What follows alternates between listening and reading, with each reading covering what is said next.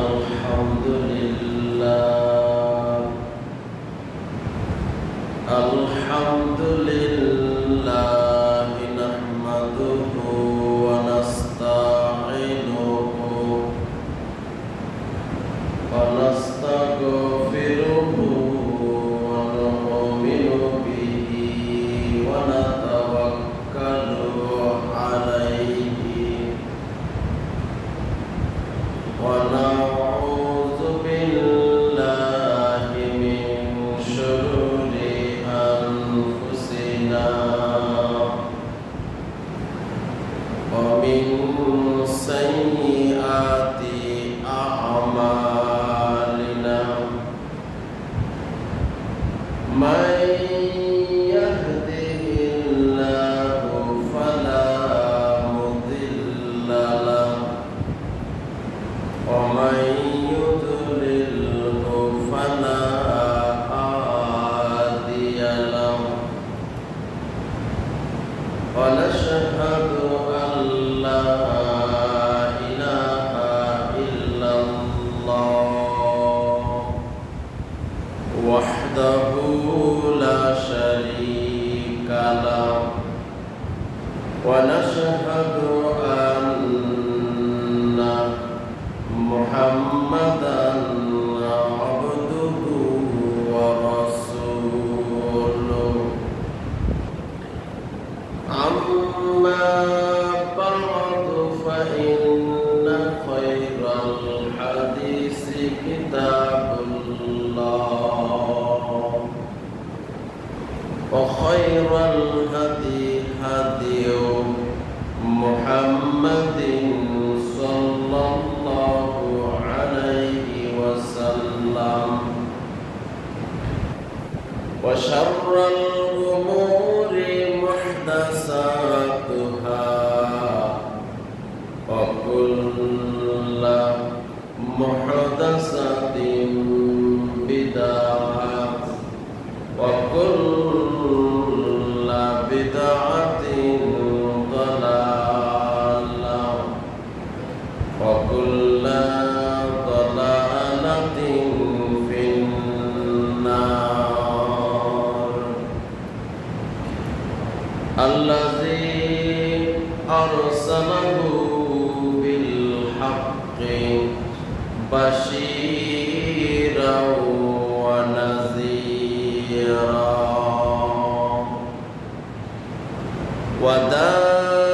وداعيا إلى الله بإذنه وسراجا منيرا فقد قال الله تبارك وتعالى في كلامه المجيد والفرقانه الحميد أعوذ بالله من الشيطان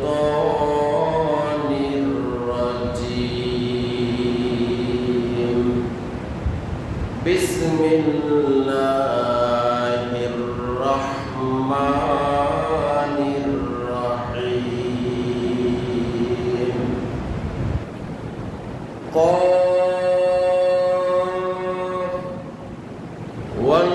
والقرآن المجيد بل عجبوا أن جاءهم منذر منهم فقال الكافرون هذا شيء عجيب أإذا متنا وكنا ترابا ذلك رجع بعيد قد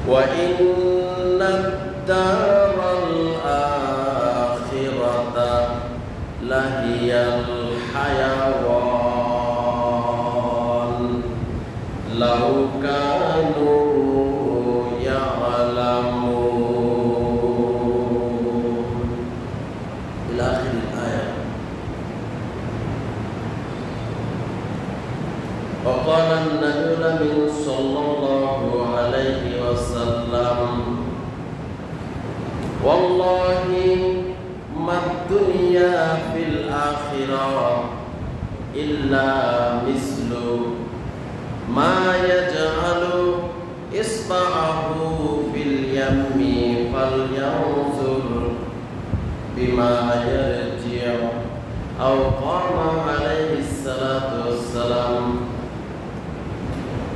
আলহামদুলিল্লাহ, যাবতীয় প্রশংসা, সকল গুণগান, সমস্ত ইবাদত একমাত্র সেই মহান রব্বুল আলামিনের জন্য, যে মহান রব্বুল আলামিন আজকে পবিত্র জুমার দিনে আমাদেরকে শত ব্যস্ততা থাকা সত্ত্বেও নানান বাধা বিঘ্নকে এড়িয়ে তারই ঘর, পৃথিবীর সর্বশ্রেষ্ঠ জায়গা মসজিদে আমাদের কয়েকজন গুনাহগার বান্দা বান্দিকে মহান রব্বুল আলামিন নির্বাচিত করে সঠিক সময়ে উপস্থিত হওয়ার তৌফিক দান করেছেন।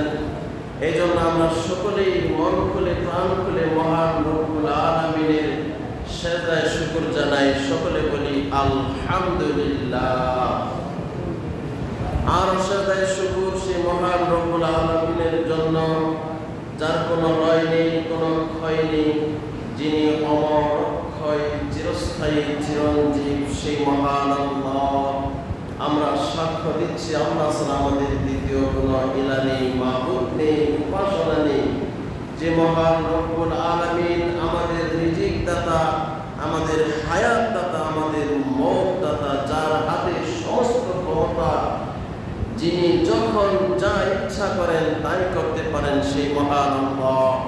যিনি আমাদেরকে আশরাফুল মাখলুকাত তথা সৃষ্টির সেরা জীবী হিসাবে ঘোষণা দিয়েছেন, যিনি আমাদেরকে এই দুনিয়াতে পয়দা করেছেন, সৃষ্টি করেছেন একটি মাত্র উদ্দেশ্য, তার গোলামি করার জন্য, তার ইবাদত করার জন্য, তার ওয়াহদানিয়াত প্রতিষ্ঠা করার জন্য।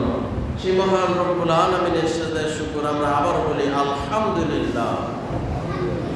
অতঃপর দুরূদ এবং সালাম বর্ষিত হোক বিশ্ব মানবতার মুক্তির দূত, রহমাতুল লিল আলামিন, বিশ্ব নবী, আদর্শের নবী, নবীদের নবী, নবিকুল সম্রাট, নবিকুল শিরোমণি সাইয়্যিদুল মুরসালিন জনাবে মুহাম্মদুর রাসূলুল্লাহ সাল্লাল্লাহু আলাইহি ওয়াসাল্লামের উপর, যে নবীর আগমনের ফলে আমরা অন্ধকার তথা জাহেলিয়ার বর্বরতার কুসংস্কারের যুগ থেকে শান্তির ধর্ম ইসলাম ধর্মকে পেয়েছি। যে নবী আদর্শিত হয়ে আমরা সারা বিশ্বে মুসলমান নামে পরিচিত, উম্মতে মুহাম্মদী নামে পরিচিত, সেই নবীর উপর সংক্ষিপ্ত আকারে আমরা দরুদ পড়ি, দরুদ পাঠাই, দরুদ জানাই, সকলে বলি সাল্লাল্লাহু আলাইহি ওয়াসাল্লাম। উপস্থিত মুআজ্জাজ মুহতারাম সম্মানিত আল্লাহর ঘরের মেহমান ও মুসল্লিয়ান ইকরাম, মহাগ্রন্থ আল কোরআন সূরাতুল আনকাবুত 64 নম্বর আয়াত তেলাওয়াত করেছি এবং বিশ্বনবীর অসংখ্য অমীয় বাণী থেকে একটি হাদিসের টুকরা তেলাওয়াত করেছি। ইনশাআল্লাহ রব্বুল আলামিন যদি আমাকে তৌফিক দান করেন, তাহলে এই আয়াত এবং হাদিসকে সামনে রেখে আপনাদের খেদমতে সংক্ষিপ্ত খুতবার মাধ্যমে কিছু কথা বলার চেষ্টা করব ইনশাআল্লাহ। ওয়া তাওফীক ইল্লা বিল্লাহ, আলাইহি তাওয়াক্কালতু ওয়া ইলাইহি উনীব। সম্মানিত মুসল্লিয়ান ইকরাম, আজকে সংক্ষিপ্ত খুতবার আলোচনার বিষয় হলো যুব সমাজের নৈতিক অধঃপতনের কারণ। যুব সমাজের নৈতিক চারিত্রিক অধঃপতনের কারণসমূহ, বিষয়টি অত্যন্ত গুরুত্বপূর্ণ এবং বর্তমান যুগে যুগোপযোগী বিষয়টি। কারণ আমরা যদি বিশ্বনবী মুহাম্মদ সাল্লাল্লাহু আলাইহি ওয়াসাল্লামের যে সময় যুবকদের যে অবদান, যুবকদের যে ভূমিকা, ওই ভূমিকার দিকে যদি লক্ষ্য করি, আর এখন বর্তমান যুগের যে যুব সমাজ, যুবক, এদের দিকে যদি আমরা তাকাই তাহলে দেখবো আকাশ পাতাল পার্থক্য। কথা ঠিক কিনা ভাইরা আমার? বিশ্ব নবীর সময় যুবকেরা, যুবক সমাজ বিশ্ব নবীর জন্য তারা জান দিতে প্রস্তুত ছিলেন, ঠিক কিনা? আর এখন বর্তমান সময়ের যুব সমাজ তারা ইসলামের দিকে তারা তো ঝুঁকে পড়েই না, বরং তারা যত রকমের অসামাজিক বিষয় আছে, অবৈধ বিষয় আছে, এই অবৈধ বিষয়, অসামাজিক বিষয়ের সাথে তদন্ত করলে দেখা যাবে শতকরা 95% যুবক এর সাথে জড়িত। কোনো কথা ঠিক না বেঠিক? এই জন্য ভাইরা আমার, যুব সমাজ অধঃপতনের কারণগুলো কি কি? বিশ্ব নবীর সময় যুবকরা কেমন ছিল? তারা আল্লাহর নবীর জন্য জান দিতে প্রস্তুত ছিলেন। শুধু তাই নয়, আপনারা সকলে ইতিহাস জানেন, মুতার যুদ্ধে এক করে 3 জন যুবক আল্লাহর রাস্তায় শহীদ হয়ে গেলেন। সুবহানাল্লাহ। শুধু কি তাই, ইসলামের যে প্রথম যুদ্ধ বদর যুদ্ধ, ঠিক কিনা? এই বদর যুদ্ধে আবু জেহেলকে যে হত্যা করেছিলেন 2 ভাই, তারাও ছিলেন যুবক, ঠিক কিনা? মুআজ এবং মুআব্বাস 2 ভাই ইসলামের প্রথম যুদ্ধে এই আবু জেহেলকে হত্যা করেছিল।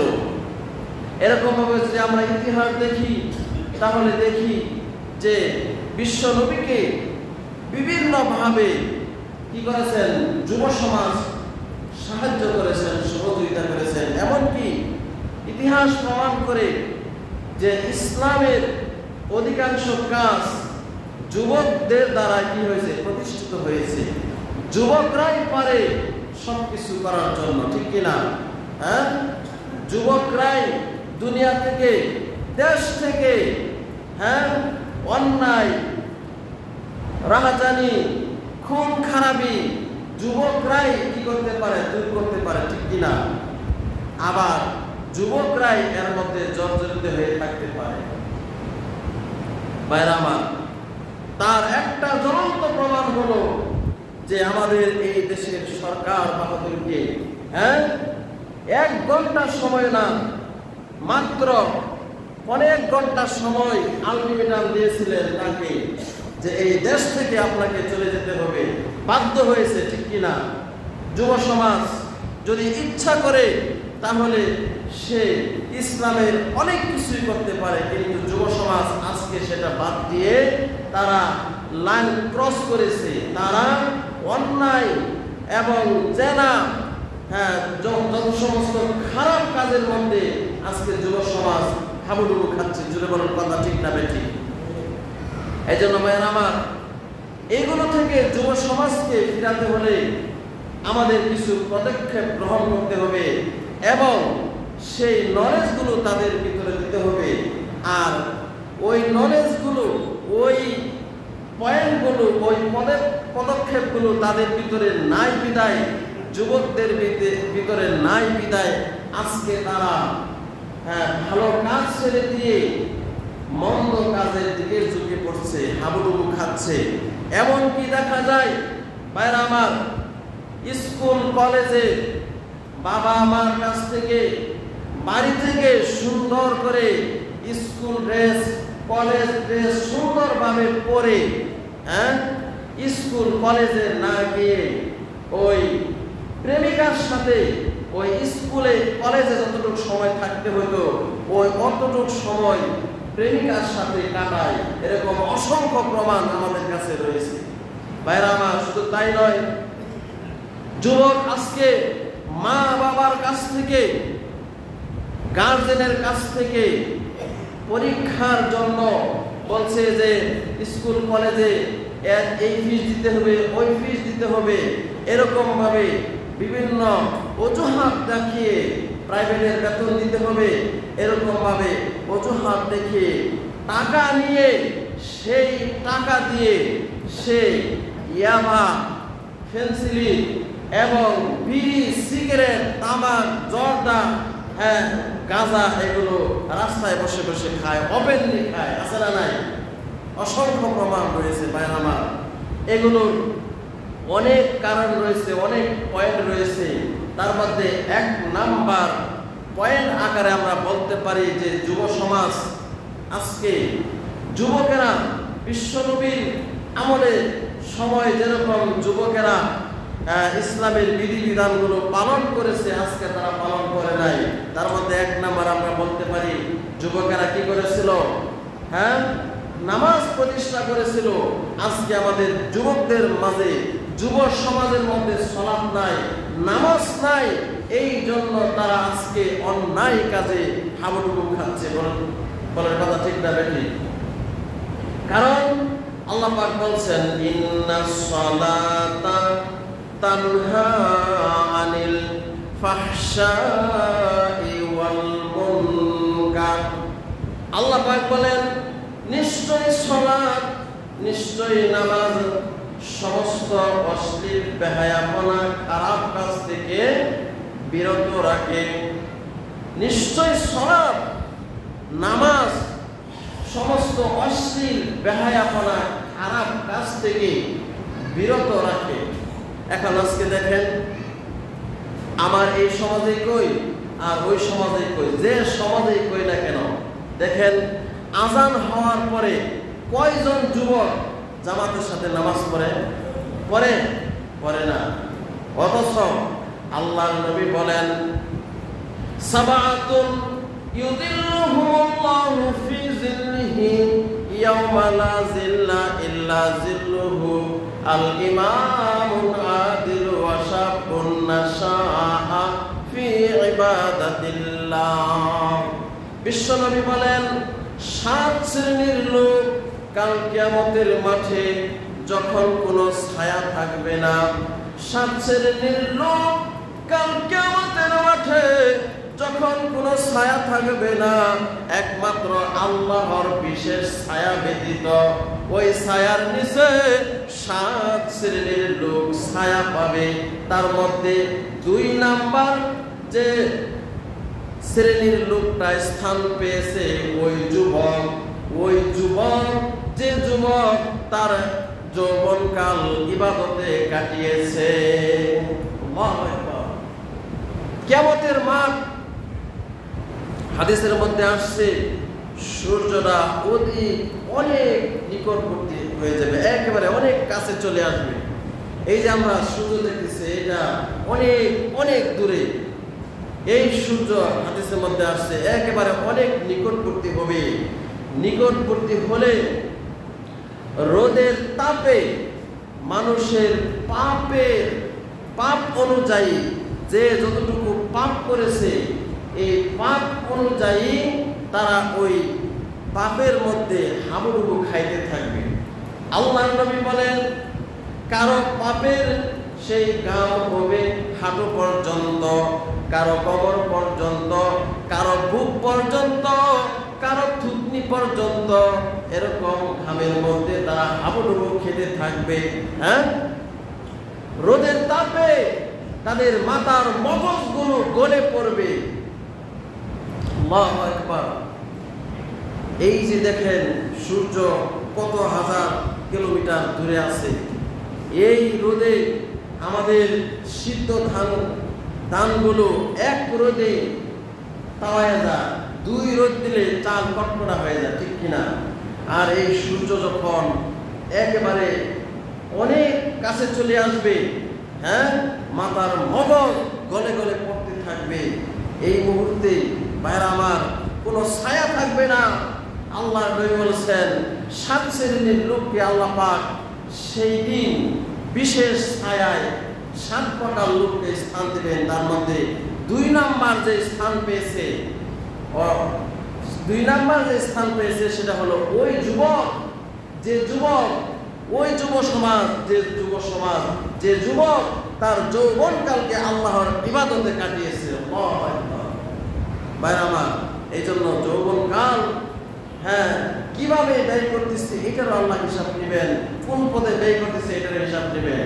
তাহলে আমরা বলতে পারি যুব সমাজ আজকে অন্যায়ের মধ্যে হাবুডুবু খাওয়ার, অন্যায়ের মধ্যে নিমজ্জিত হওয়ার কারণ আমরা এক নাম্বার বলতে পারি কি, নামাজ না পড়ার কারণে। ওই যে আল্লাহ তাই তো বলছেন, ইন্নাস সালাতা তানহা আনিল ফাহশাই ওয়াল মুনকার, নিশ্চয় সালাত কি করে, নামাজ, নিশ্চয় সালাত নামাজ অশ্লীল বেহায়াপনা খারাপ কাজ থেকে বিরত থাকে। কিন্তু আজকে যুব সমাজ নামাজে আসে না, নামাজ পড়ে না। দেখা যায় সময়কে সময়, ঘন্টার পর ঘন্টা, দিনের পর দিন, রাতের পর রাত মোবাইল নিয়ে ব্যস্ত। মোবাইলে যে কি দেখে ওই জানে আর আল্লাহ জানে। কথা ঠিক না বেটি? বাবাটাকে এই এদিকে আসো, এটা করো, আসতেছি, এই আসতেছি এই কথা বলতে বলতে 1-2 ঘন্টা চলে যায়, 2 ঘন্টা 2.5 ঘন্টা চলে যায়। কথা ঠিক না ঠিক ভাইরা আমার? বাস্তব আজকে যুব সমাজ একেবারে অধঃপতনের অতলতলে চলে গিয়েছে। যুব সমাজের নৈতিক চরিত্র, যুব সমাজের চারিত্রিক বৈশিষ্ট্য আজকে এতই নিচে নেমে গেছে যা বলে ভাষায় প্রকাশ করা যাবে না। ভাইরা আমার, এই জন্য যুব সমাজকে সালাত পড়তে হবে, নামাজ পড়তে হবে। এই সমস্ত অন্যায় বেহায়াপনা খারাপ কাজ থেকে যদি বাঁচতে চায় তাহলে যুব সমাজকে জামাতের সাথে জামাত করতে হবে, নামাজ পড়তে হবে। তাহলেই অন্যায় অশ্লীল কাজ থেকে বিরত থাকতে পারবে। ভাইরা আমার, শুধু তাই নয়, 2 নাম্বার কারণ হিসাবে আমরা উল্লেখ করতে পারি, 2 নাম্বার কারণ হিসাবে আমরা উল্লেখ করতে পারি যে দুনিয়া নিয়ে ব্যস্ত, পরকাল সম্পর্কে উদাসীনতা। পরকাল সম্পর্কে উদাসীনতা মানে দুনিয়ার চাকচিক্য, খেল তামাশা, বন্ধু বান্ধবদের সাথে আড্ডা পিড়াইয়া দিন যায়, রাত্রি কাটে, একেবারে এভাবেই চলে। কিন্তু পরকাল নামে যে একটি যুগ আছে, একটি সময় আছে, এটা ভুলেই গিয়েছে। অথচ দুনিয়া হচ্ছে একটা খেল তামাশার বস্তু, দুনিয়া হচ্ছে ধোঁকা দেওয়ার বস্তু, ঠিক কিনা? হাদিসের মধ্যে আসছে, দুনিয়া আমাকে ধোঁকা দিচ্ছে, দুনিয়ার পিছে আমি ছুটছি, দুনিয়া আমাকে পিঠ দেখিয়ে, দুনিয়া আমাকে পিছন দেখিয়ে দুনিয়া চলে যাচ্ছে। বুঝতে পারছেন?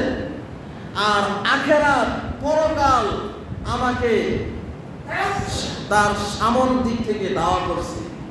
কথা বুঝতে পারছেন? এটা কিন্তু হাদিসের কথা।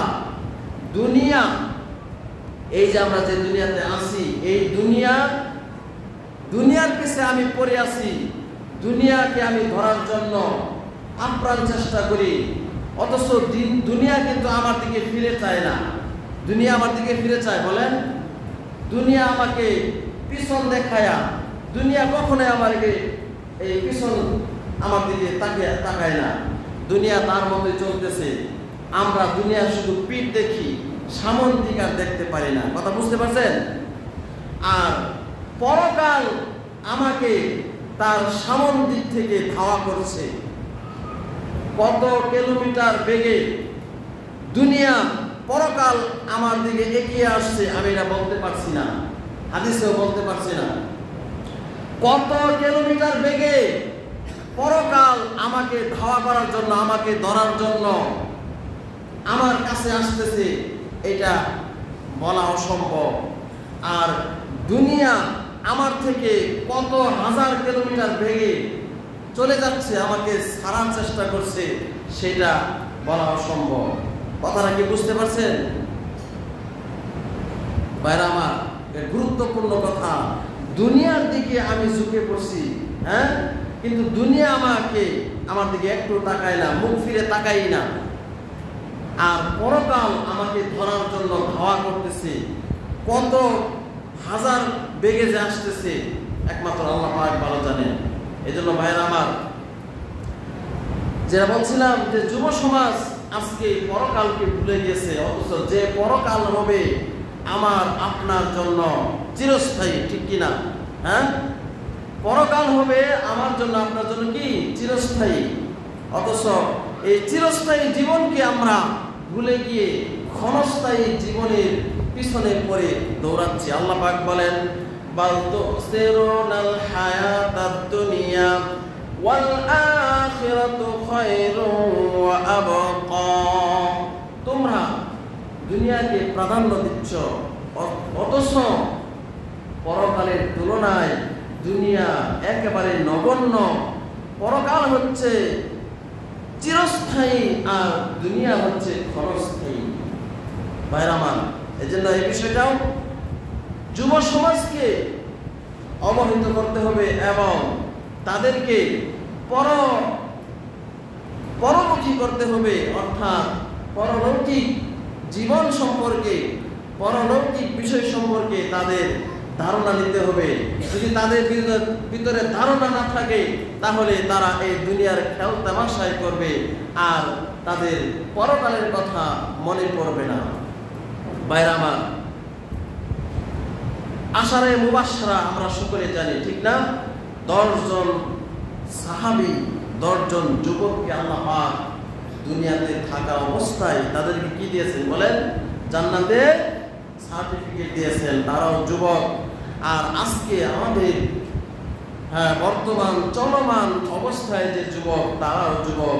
তাদের মধ্যে আর আমাদের চলমান যুবকের মধ্যে আকাশ জমিন পার্থক্য রয়েছে। ভাইয়েরা আমার, যুবককে অবশ্যই পরকালের কথা বেশি বেশি স্মরণ করতে হবে। যুব সমাজ যদি পরকালকে বেশি বেশি স্মরণ করতে পারে তাহলেই যুব সমাজ দুনিয়াতেও লাভবান হবে, পরকালেও লাভবান হবে। ভাইরা আমার, আল্লাহ পাক বলছেন দুনিয়াটা কিরকম দেখেন।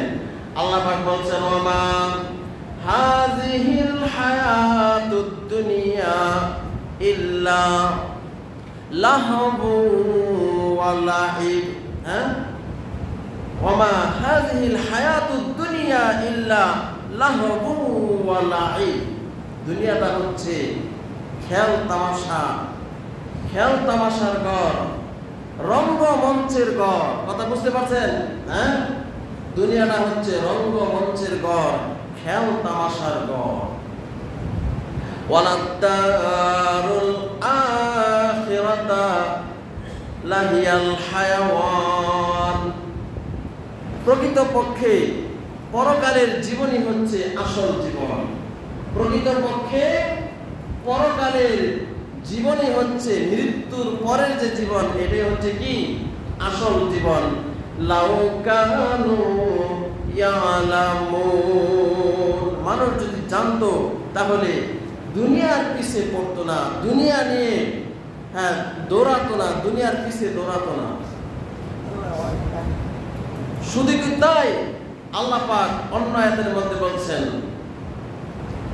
কাআন্নাহুম ইয়াওমা ইয়ারাউনাহা লাম ইয়ালবাসু ইল্লা আশিয়াতান আও দুহাহা। আল্লাহ পাক বলেন, যেদিন তারা কিয়ামতকে দেখবে, যেদিন তারা কিয়ামতকে দেখবে, কিয়ামতের মাঠে জাহান্নাম দেখবে, সেদিন তারা দুনিয়াকে নিয়ে আফসোস করবে। হ্যাঁ, দুনিয়ার তুলনায় পরকাল কত লম্বা হবে, দুনিয়ার তুলনায় পরকাল কত লম্বা হবে। পরকালে সেদিন তারা গিয়ে বলবে, কাআন্নাহুম ইয়াওমা ইয়ারাউনাহা লাম ইয়ালবাসু ইল্লা আশিয়াতান আও দুহাহা। 30 পারা সূরা নাজিয়াতের শেষ আয়াত। সেদিন তারা বলবে যে হায়, আমরা দুনিয়াতে দিনের কিছু অংশ সকাল অথবা সন্ধ্যা অপেক্ষা করছিলাম, অবস্থান করছিলাম, দুনিয়াতে আমরা দিনের কিছু অংশ সকাল অথবা কি সন্ধ্যা এতটুকু সময় আমরা পাইছিলাম। পরকালে যাওয়ার পরে তারা এই কথা বলবে। তাহলে পরকালের দুনিয়ার তুলনায় পরকাল কত বড় হবে আল্লাহ ভালো জানেন।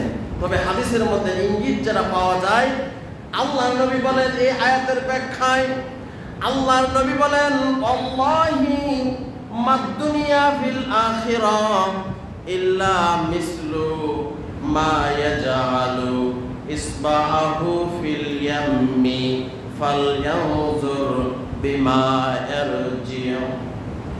আল্লাহর নবী বলেন দুনিয়া এবং পরকালের পরিচয় আল্লাহর নবী দিলেন।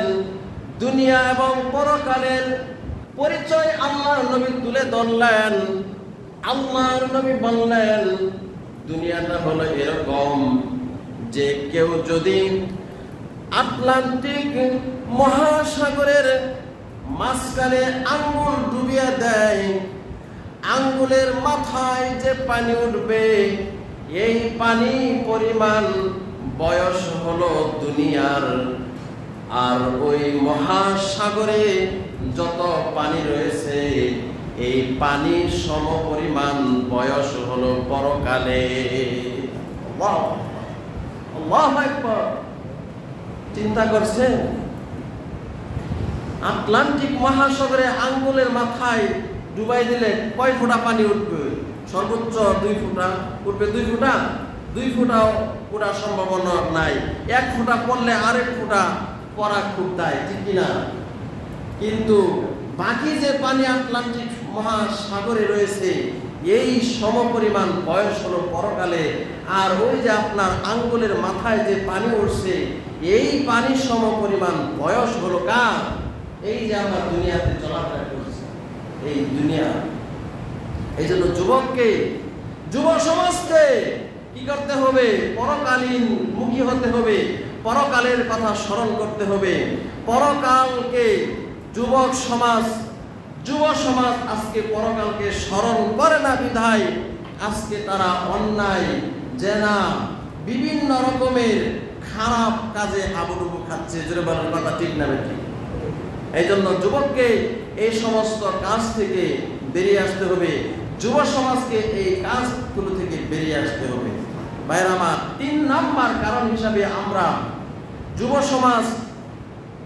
সমাজের নৈতিক অধঃপতনের কারণগুলো অনেক। তার মধ্যে 3 নাম্বার কারণ হিসাবে আমরা বলতে পারি আল্লাহ ভীতির অভাব, তাকওয়ার অভাব। বুঝতে পারছেন? আল্লাহ ভীতির অভাব, তাকওয়ার অভাব মানে আল্লাহর ঘর, আল্লাহর ভয় নাই।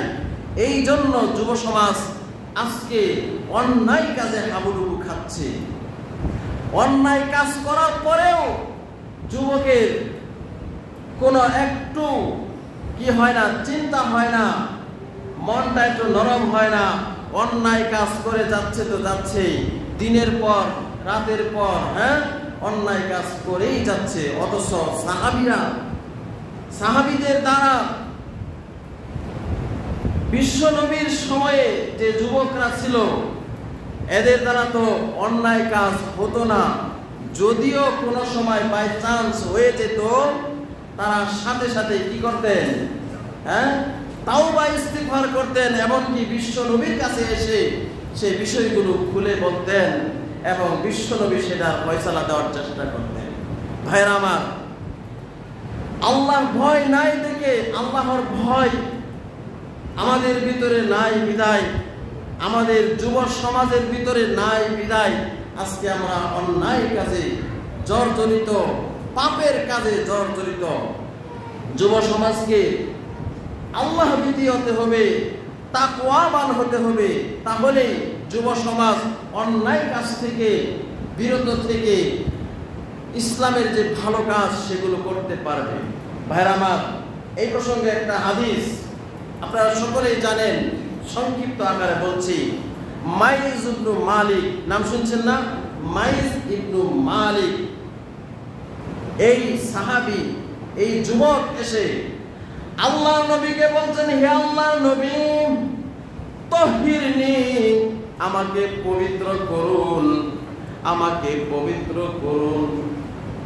আল্লাহর নবী যুবকের এই কথা শোনার পরে বলেন, তুমি বাড়িতে যাও, আল্লাহর কাছে ক্ষমা চাও, তওবা করো, আল্লাহ মাফ করে দিবেন।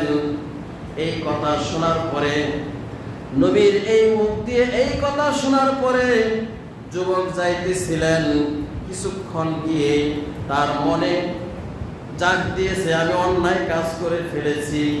ভাইয়ের আমার, একটু যাওয়ার পরে আমার আল্লাহর নবীর কাছে এসে বললেন, হে আল্লাহর নবী, তাহিরনি, আমাকে পবিত্র করুন। আল্লাহর নবী বললেন, যাও বাড়িতে গিয়ে আল্লাহর কাছে ক্ষমা চাও, তওবা করো, আল্লাহ মাফ করবেন। চলে গেলেন, কিছুক্ষণ গিয়ে আবার আসলেন, আবার এসে বললেন, হে আল্লাহর নবী, আমাকে পবিত্র করুন। আল্লাহর নবী বললেন, যাও আল্লাহর কাছে গিয়ে ক্ষমা চাও, তওবা করো, আল্লাহ মাফ করে দিবেন। চতুর্থবার যখন আবার এই কথা বললেন, এবার আল্লাহর নবী বললেন, সাহাবীদেরকে তখন বললেন, হে সাহাবীরা, এই লোকটি কি পাগল হয়ে গেছে? এই লোকটি কি পাগল হয়ে গেছে? আমার কাছে বলল যে, হে আল্লাহর নবী, আমাকে পবিত্র করুন। আমি বললাম ক্ষমা চাও, তওবা করো, আল্লাহ মাফ করে দিবেন। কেন বারবার আমার কাছে এরকম আসতেছে? লোকটি কি পাগল হয়ে গেছে? সমস্ত সাহাবীরা এক বাক্যে বললেন, হে আল্লাহর নবী, না, পাগল না, সে সজ্ঞানে বলছে তাকে পবিত্র করতে হবে, সজ্ঞানে বলছে, পাগল না। তখন আল্লাহর নবী বলছেন, তাহলে কি সে মদ খেয়েছে, মাতাল হয়ে গেছে, উল্টা পাল্টা বলতেছে? ভাইরা আমার, আল্লাহর নবী যখন এই কথা বললেন, তখন একজন সাহাবী উঠে গিয়ে তার মুখের সাথে মুখ লাগালেন, দেখলেন মদের কোনো গন্ধ নাই, মদের কোনো গন্ধ নাই। তখন আল্লাহর নবীকে বললেন, হে আল্লাহর নবী, না, মদও খায় নাই, হ্যাঁ, মদও খায় নাই। তখন তাহলে আল্লাহর নবী আবার বললেন, তাহলে সে কি করেছে, কি এমন পাপ করেছে যে সে বারবার বলতেছে, আমাকে পবিত্র করুন, আমাকে পবিত্র করুন। পঞ্চমবারে আল্লাহর নবী সাহাবীদেরকে জিজ্ঞেস করলেন, তাহলে সে কি এমন কাজ করেছে? তখন মাইজ ইবনে মালিক বললেন, হে আল্লাহর নবী, আমার দ্বারা অন্যায় কাজ সংগঠিত হয়ে গেছে, আমি জেনা করে ফেলেছি। হে আল্লাহর নবী, আমি জেনা করে ফেলেছি, আমি অপকর্ম করে ফেলেছি। হে আল্লাহর নবী, যে শাস্তি আমি জানি, অতএব পরকালে যে এর শাস্তি সেটা আমি ভোগ করতে পারবো না। হে আল্লাহর নবী, আমাকে এ থেকে পবিত্র করুন, আমাকে এ থেকে পবিত্র করুন। আল্লাহর নবী যখন এই কথা বললেন, সাহাবীদেরকে অর্ডার দিলেন, হে আমার সাহাবীরা, আল্লাহর নবী রজম করার জন্য তাকে হুকুম দিলেন। সাহাবীরা তাই করলেন, তাকে কোমর পর্যন্ত ঘিরে ইট, পাথর, পাইকেল, পাথর মেরে মেরে তাকে রক্তাক্ত করে তাকে কি করা হলো? হত্যা করা হলো, মেরে ফেলা হলো। ভাইরা আমার, এই হলো ঘটনা। দেখেন, তারপরে আল্লাহর নবী 2-3 দিন পর এসে সাহাবীদেরকে বলছেন, হে আমার সাহাবীরা, হে আমার সাহাবীরা, তোমরা কে কোথায় আছো? তোমরা মাইজ ইবনে মালিকের জন্য আল্লাহর কাছে ক্ষমা চাও, মাইজ ইবনে মালিকের জন্য আল্লাহর কাছে ক্ষমা চাও। কেননা সে এমন তওবা করেছে, সে অন্যায় করেছিল, এমন তওবা সে করেছে যে তওবা তোমাদের সকলকে বাদ করে দিলেও তোমাদের সকলকে সেই তওবার নেকি যদি ভাগ করে দেওয়া হয়, তাহলে তোমাদের সকলের জন্যই যথেষ্ট হয়ে যাবে। আল্লাহু আকবার। আজকে আমাদের বর্তমান যুব সমাজ কি করছে? অন্যায় অপকর্মে লিপ্ত, ঠিক কিনা? হ্যাঁ, ভাবি দেবর সম্পর্ক আছে, অসংখ্য আছে, এরকম অসংখ্য চলতেছে সমাজে। অতএব যুব সমাজকে আমি আজকে উদাত্ত আহ্বান জানাতে চাই, আল্লাহমুখী হন, পরকালমুখী হন, আল্লাহকে ভয় করুন, সমস্ত অশ্লীল বেহায়াপনা খারাপ কাজ ছেড়ে দেন। বিশ্ব নবীর যুগে যেভাবে যুব সমাজ ছিল, সেভাবে যুব সমাজ আপনারা সেভাবে গঠিত হন, তাহলে দুনিয়াতে এবং পরকালে লাভবান হবেন। আল্লাহ পাক আমাদের সকল যুবককে যেন বুঝ দান করেন, কোরআন হাদিসের বুঝ যেন তাদেরকে আল্লাহ পাক দেন। আল্লাহ পাক সকল যুবককে যেন, সারা পৃথিবীর সমস্ত যুবককে যেন আল্লাহ কোরআনের পথে পরিচালিত করেন। সকলে বলুন আমিন। সকল যুবক সমাজ যেন, পৃথিবীর সকল যুব সমাজ যেন জামাতবদ্ধভাবে নামাজ পড়তে পারে। আল্লাহ পাক তুমি সেই তৌফিক দান করো। সকলে বলুন আমিন।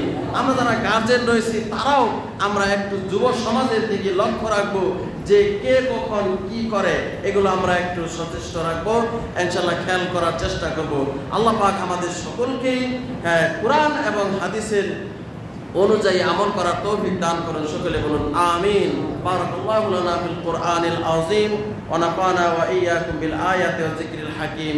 ইন্নাহু তাআলা জাওয়াদুন কারীমুন বারিকুর রাউফুর রাহিম।